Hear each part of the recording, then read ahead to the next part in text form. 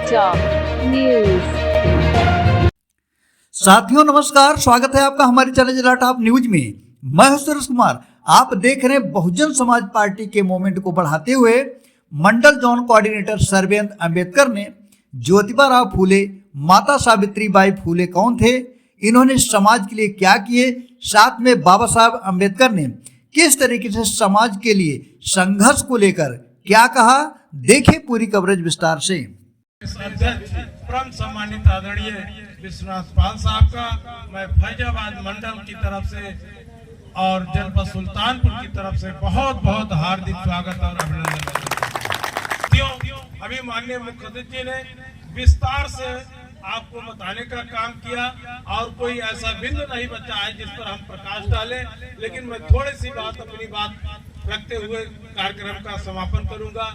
ये बहुजन समाज पार्टी एक मिशन है साथी, इसको तमाम महापुरुषों ने बहुत गहराई से अध्ययन किया, चाहे ज्योतिबा राव फूले साहब हो, छत्रपति साहू जी महाराज हो, पेरियार स्वामी हो, नारायण गुरु हो, बाबा साहब डॉक्टर अंबेडकर है, माननीय काशीराम साहब है, आदरणीय बहन जी आज हमारे आपके लिए संघर्ष।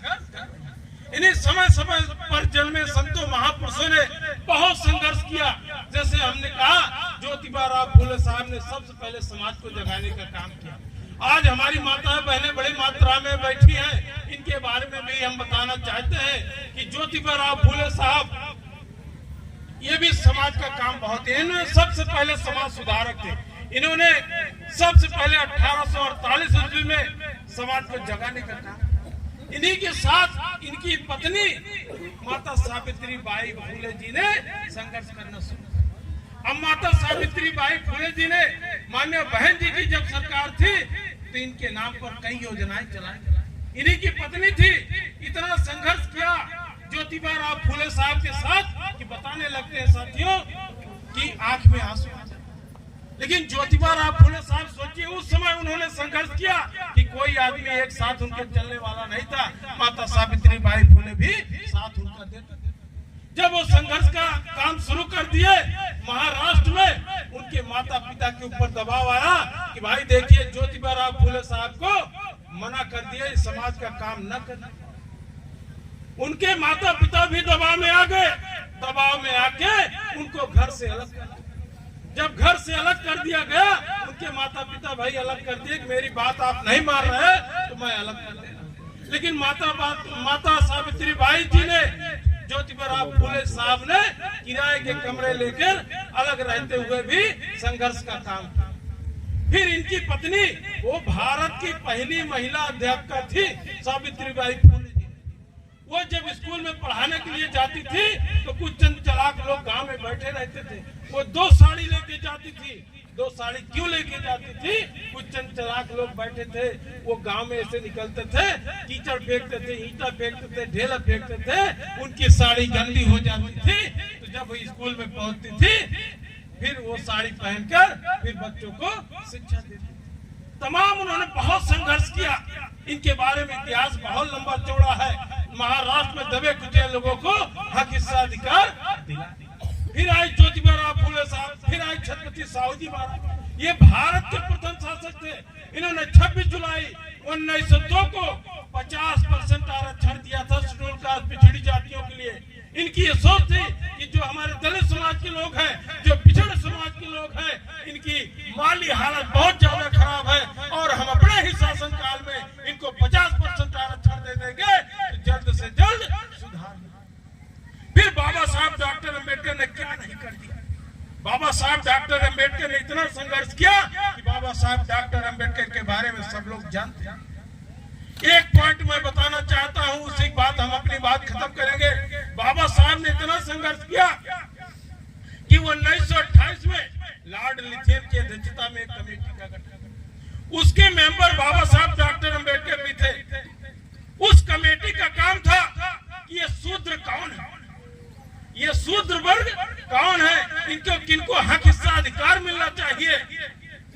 उस कमेटी का काम ही, वो कमेटी दिन में बाबा साहब डॉक्टर अंबेडकर उस कमेटी के साथ रहते थे और रात्र में शूद्र बस्ती शूद्र बस्ती में इसलिए जाते थे, वो समझाते थे कि मेरे लोग गरीब लोग हैं, थोड़ा कम पढ़े लिखे लोग हैं, सामने वो बात नहीं रख पाएंगे तो हक अधिकार नहीं पाएंगे, मैं पर्चा लिख कर दूंगा।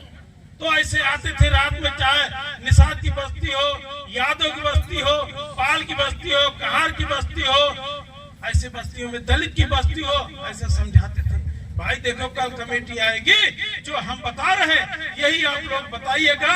अगर इसको आप नहीं बता पाओगे तो आप लोग हक हिस्सा अधिकार से वंचित हो जाओ।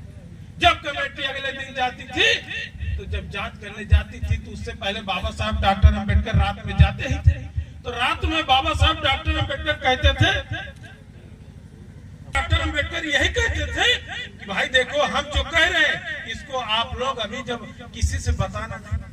लेकिन जैसे जैसे बाहर निकल के जाते थे, कुछ गांव में चंद चालाक लोग बैठे रहते थे, तो जब बैठे रहते थे तो वो गांव में घुस जाते थे।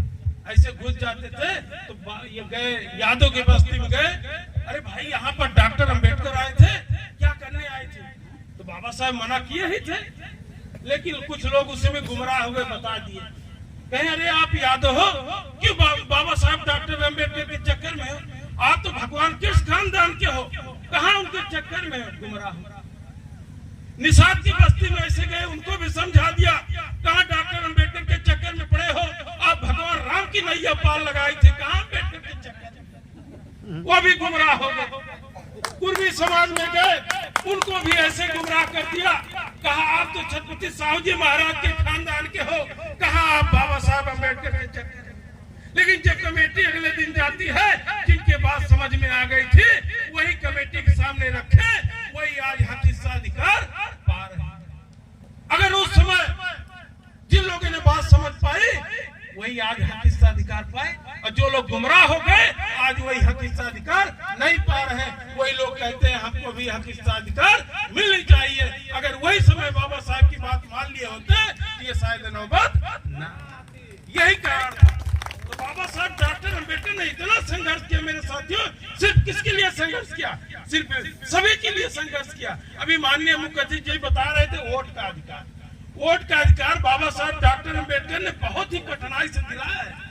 लेकिन हमारे लोग क्या करते हैं, कुत्ता और बकरी से भी कम कीमत पर अपना वोट बेच देते हैं।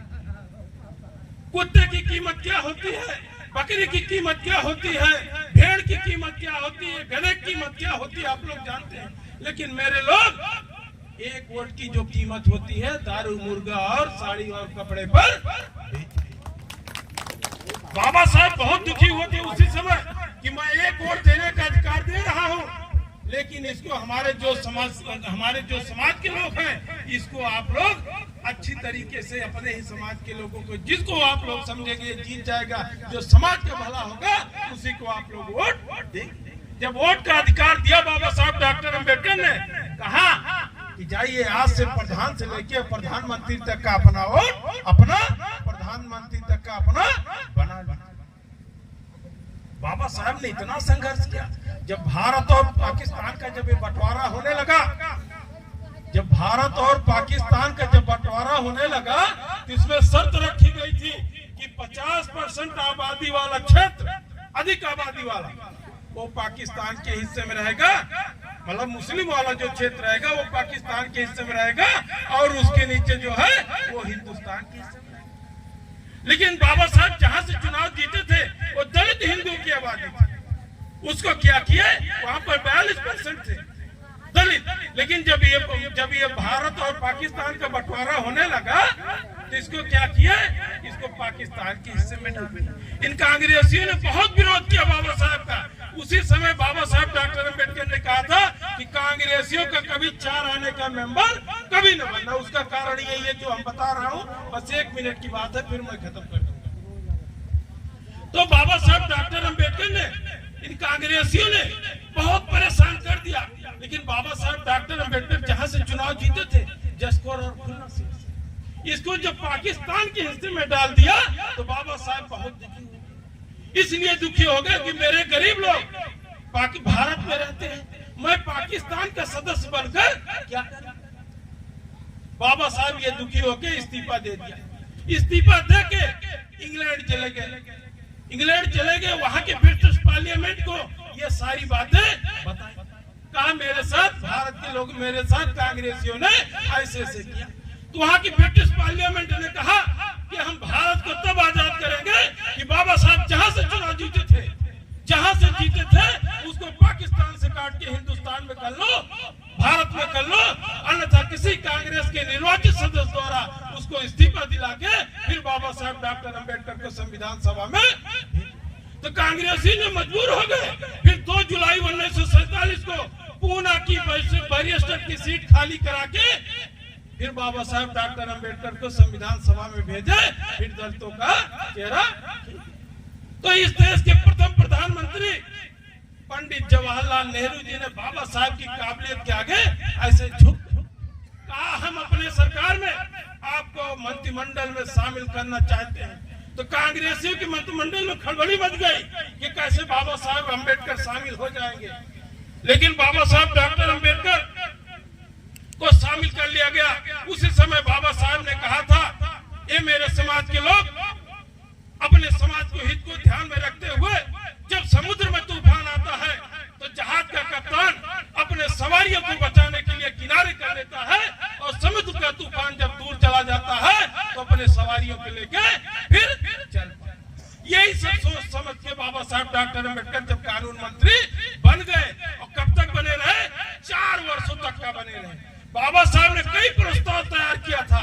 SC BC के साथ जो दुर्व्यवहार किया जा रहा है, भारत में विदेश नीति अच्छी नहीं है, शिक्षा नीति अच्छी नहीं है, ये सब प्रस्ताव तैयार किया था बाबा साहब डॉक्टर अंबेडकर ने कि हमको सदन में बोलने दिया जाए। लेकिन कांग्रेसियों ने कहा कि अब की सदन में बोलने दिया जाएगा, फिर अब के सदन में जब चलेगी बोलने दिया जाएगा। बाबा साहब उसी समय कहते थे इस प्रथम प्रधानमंत्री से, पंडित जवाहरलाल नेहरू जी से, कि मैं जो प्रस्ताव तैयार किया हूँ इसमें अगर कोई गड़बड़ी होगी, मैं नहीं कहता इसको लागू कर दिया जाए, लेकिन कहीं गड़बड़ी होगी हमको बोलने दिया जाए। अगर ये कहीं गड़बड़ी होगी तो इसमें हम सुधार करेंगे। लेकिन कांग्रेसियों ने बाबा साहब जब जब सदन चलती थी कहा अगली बार बोलने का मौका दिया जाएगा, फिर अगली बार बोलने का मौका दिया जाएगा। बाबा साहब को बोलने तक का मौका नहीं दिया गया तो बाबा साहब ने दुखी होकर इस्तीफा दे दिया। जैसे माननीय बहन जी ने राज्यसभा से इस्तीफा दे दिया, कहा कि मैं अपने हित की, अपने समाज की बात हम वहां पर नहीं रख सकते हैं, तो हमको सदन में रहने से मतलब कोई नहीं। यही सब तमाम चीजें थी मेरे साथियों। बाबा साहब ने बहुत संघर्ष किया कि सोच लीजिए कि बाबा साहब की ही बदौलत जो आज हमको सब कुछ मिल रहा है, मान सम्मान मिल रहा है, वो बाबा साहब की बदौलत मिल रहा है, माननीय काशीराम साहब की बदौलत मिल रहा है, और बहन कुमारी मायावती जी की बदौलत। तो साथियों, कैडर की बातें हैं, कैडर बातें फिर हम आएंगे विस्तार से बताने का काम करेंगे। इन्हीं बातों के साथ आए सभी अतिथियों का मैं तहे दिल से हार्दिक स्वागत और अभिनंदन वंदन करते हुए